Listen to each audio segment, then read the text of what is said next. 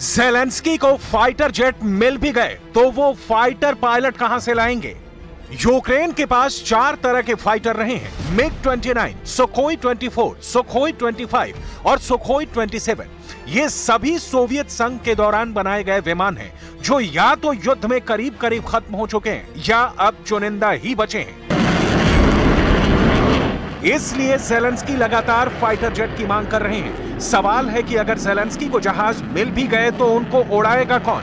क्योंकि पुतिन के हमले में यूक्रेन की वायुसेना के बेहतरीन और अनुभवी पायलट भी मारे जा चुके हैं। अब उनके पास बहुत ही यंग यानी नए पायलट ही बचे हैं, जिनको ज्यादा अनुभव नहीं है। और अगर ज़ेलेंस्की को नाटो से नए जहाज मिले भी तो वो पश्चिमी टेक्नोलॉजी वाले होंगे और उन पर ज़ेलेंस्की के लिए ट्रेनिंग देना भी मुश्किल हो जाएगा। इसलिए ज़ेलेंस्की के सामने यूक्रेन की एयर पावर को खड़ा करने के लिए 3 बड़े चैलेंज हैं। पहला, यूक्रेन को नाटो से लड़ाकू विमान मिलने चाहिए ताकि रूस को काउंटर कर सके।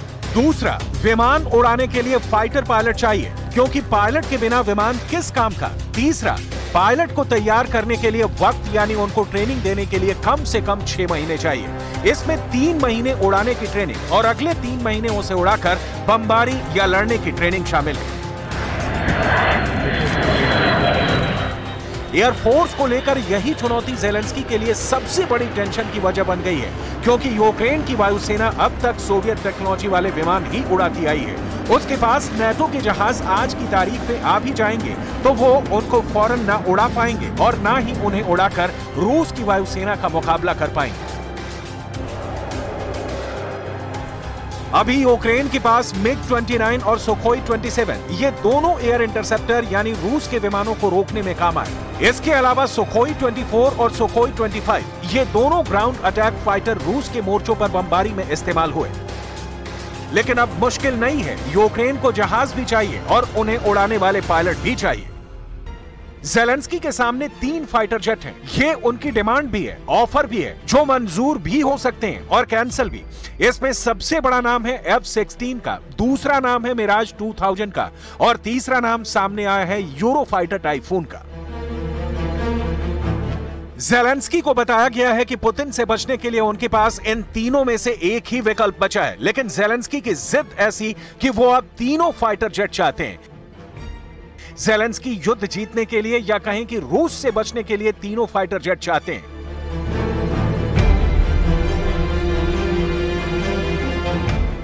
ज़ेलेंस्की को F-16 भी चाहिए, जो अमेरिका का बेहतरीन लड़ाकू विमान है, लेकिन बाइडेन ने साफ साफ मना कर दिया है। ज़ेलेंस्की को मिराज 2000 भी चाहिए, जो फ्रांस का मशहूर और कामयाब फाइटर जेट है, लेकिन इमैनुअल मैक्रो ने ना हाँ कहा है ना ही मना किया है।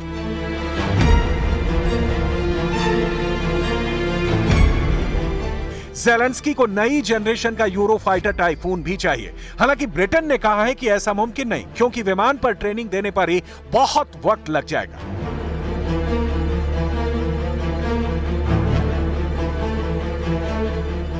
ज़ेलेंस्की के सामने तीनों फाइटर के ऑप्शन तो हैं, लेकिन यह बात साफ है कि उनको ये जहाज मिलने की गारंटी बिल्कुल नहीं है। वो भी जानते हैं कि फाइटर जेट तो अब सिर्फ झुनझुने के तौर पर दिखाए जा रहे हैं, क्योंकि अमेरिका समेत नाटो के बड़े बड़े देश या तो इनकार करके बात आगे बढ़ा रहे हैं या तो बहुत हिचकते हुए कह रहे हैं कि ज़ेलेंस्की को फाइटर जेट की बहुत ज्यादा जरूरत तो है, लेकिन इस युद्ध के लिए उन्हें ट्रेनिंग इतनी जल्दी कौन देगा। ज़ेलेंस्की को F-16 नहीं मिला तो मुमकिन है कि फ्रांस में मिराज 2000 को लेकर ज़ेलेंस्की की दाल गल जाए।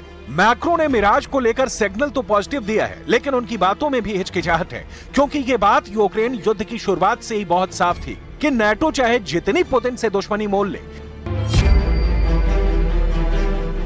इमैनुअल मैक्रो पुतिन के खिलाफ डायरेक्ट जाने से घबराते हैं। फ्रांस नहीं चाहेगा कि पुतिन ने जिस तरह ब्रिटेन को धमकाया है, ऐसे में गुस्से की चपेट में वो भी आए।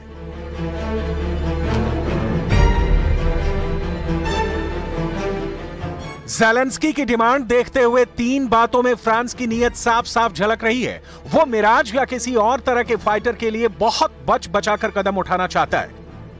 पहली ये कि यूक्रेन की तरफ से अभी कोई आधिकारिक तौर पर लड़ाकू विमानों की मांग नहीं की गई है।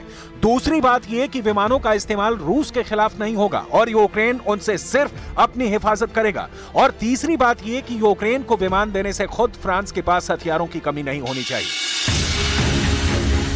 मिराज 2000 फाइटर्स को लेकर फ्रांस की फिक्र अपनी जगह और रूस के फाइटर जेट्स के बढ़ते हमलों को लेकर ज़ेलेंस्की की टेंशन अपनी जगह है, क्योंकि अब तो रूस के साथ बेलारूस की तरफ से भी एयर अटैक का खतरा है। रूस और बेलारूस की वायुसेनाएं एक साथ अभ्यास कर रही हैं और यूक्रेन में पुतिन के स्पेशल ऑपरेशन के दौरान दोनों देश और करीब आ गए हैं। पुतिन अब अपने फाइटर जेट्स बेलारूस में भी तैनात रखना चाहते हैं ताकि यूक्रेन पर उत्तर की तरफ से भी पूरा दबाव बनाए रखा जाए।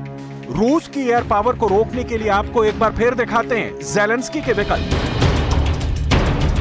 ज़ेलेंस्की को F-16 के लिए बाइडेन ने मना कर दिया है। यह अमेरिका का बेहतरीन लड़ाकू विमान है जो रूस के सुखोई फाइटर्स को टक्कर दे सकता है। ज़ेलेंस्की को मिराज 2000 चाहिए। इसमें लगी एयर टू एयर मिसाइल रूस के फाइटर्स के लिए खतरा बन सकती है और फ्रांस इसीलिए इन्हें देने की बात पर खुलकर बोलने से बच रहा है। ज़ेलेंस्की के सामने यूरो फाइटर टाइफून भी है, लेकिन फ्रांस वाला खतरा ब्रिटेन को भी है और उसने भी बहाना बनाकर ज़ेलेंस्की को समझिए कि ना ही कह दिया है। ज़ेलेंस्की इसलिए भी उम्मीद लगाए बैठे हैं क्योंकि बहुत से हथियार जो जर्मनी और अमेरिका खुद नहीं दे पाए हैं वो ज़ेलेंस्की को पोलैंड के रास्ते मिले हैं। इसलिए पोलैंड अपने F-16 देकर यूक्रेन की मदद कर सकता है। लेकिन फाइटर जेट एक बहुत ही आक्रामक प्लेटफॉर्म होता है।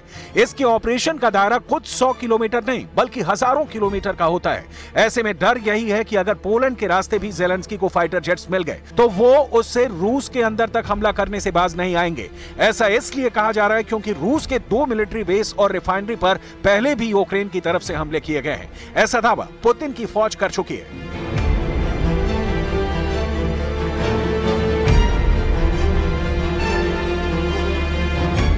तो ज़ेलेंस्की की फाइटर जेट्स वाली डिमांड पर अमेरिका ने ना कह दिया है। ब्रिटेन ने साफ साफ मना कर दिया है। जर्मनी ने भी हवाई बात कह दी है। फ्रांस की तरफ से भी गोलमाल जवाब मिला है। सवाल है कि फ्रांस के पास कितने मिराज 2000 फाइटर जेट हैं कि वो ज़ेलेंस्की को भी उनमें से कुछ ट्रांसफर कर दे। क्या मैक्रो के पास इतनी गुंजाइश है? फ्रांस के पास 100 से ज्यादा मिराज 2000 फाइटर जेट हैं। इसमें 66 ग्राउंड अटैक वेरिएंट हैं, जबकि करीब 25 एयर डिफेंस रोल में काम आते हैं। अब फ्रांस इन्हीं 25 में से यूक्रेन को फाइटर जेट दे सकता है।